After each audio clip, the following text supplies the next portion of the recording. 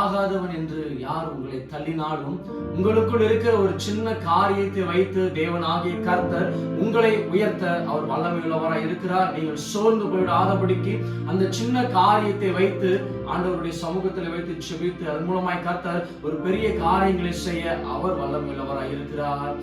ஆகாதவன் என்று உன்னை யார் தள்ளினாலும் ஆபிரகாமின் தேவன் உன்னை தள்ளிடுவாரோ?